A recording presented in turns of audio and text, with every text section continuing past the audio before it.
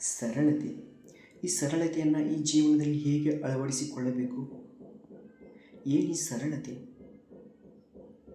ಸರಳತೆ ಅಂದರೆ ಬೆಳಗ್ಗೆ ಬೇಗ ಏಳೋದು, ಕೆಲಸಕ್ಕೆ ಹೋಗೋದು, ಕೆಲಸದಿಂದ ಮನೆಗೆ ಬಂದ ಮೇಲೆ ಹೆಚ್ಚು ಕಾಲ ಮನೆಯಲ್ಲೇ ಸಮಯವನ್ನು ವ್ಯರ್ಥ ಮಾಡೋದು, ಆದಷ್ಟು ಒಂಟಿಯಾಗಿರೋದು, ಮೌನವಾಗಿರೋದು.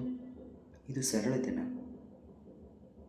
ತಮ್ಮ ಕೆಲಸ ಆಯಿತು, ತಾವಾಯಿತು, ತಮ್ಮ ಮನೆ ಆಯಿತು, ಇದು ಸರಳತೆನಾ? ಶುದ್ಧವಾದ ಪರಿಶುದ್ಧವಾದ ಸರಳತೆ ಅಂದಮೇಲೆ ಬೆಳಗ್ಗೆ ಬೇಗ ಏಳಬೇಕು, ಆದಷ್ಟು ಧ್ಯಾನ, ದೇವರ ಪೂಜೆ,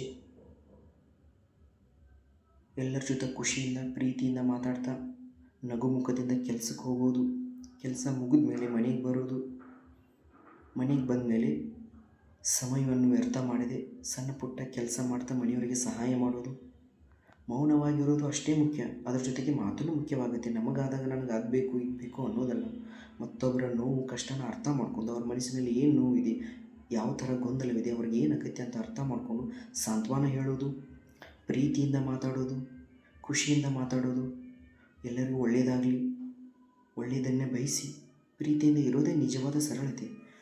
ನಿಮ್ಗೆ ಉದಾಹರಣೆ ಕೊಡೋದಾದರೆ, ನಾನು ಕಾರಲ್ಲಿ ಹೋಗ್ತಾ ಇರ್ತೀನಿ, ರಸ್ತೆ ಮೇಲೆ ಹೋಗುವಾಗ ನನ್ನ ಪಕ್ಕದಲ್ಲಿ ಒಬ್ಬನು ಯಾರೋ ಸೈಕಲ್ ಮೇಲೆ ಹೋಗ್ತಾ ಇರ್ತಾರೆ.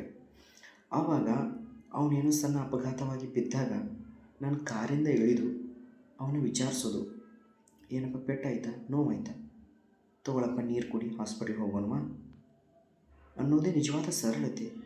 ಇದೇ ಸರಳತೆ, ಇದೇ ಮಾನವೀಯತೆ. ಇದನ್ನೇ ನಾವು ಅರ್ಥ ಮಾಡ್ಕೊಂಡು ಈ ಥರ ಜೀವನದಲ್ಲಿ ಬದುಕಬೇಕು.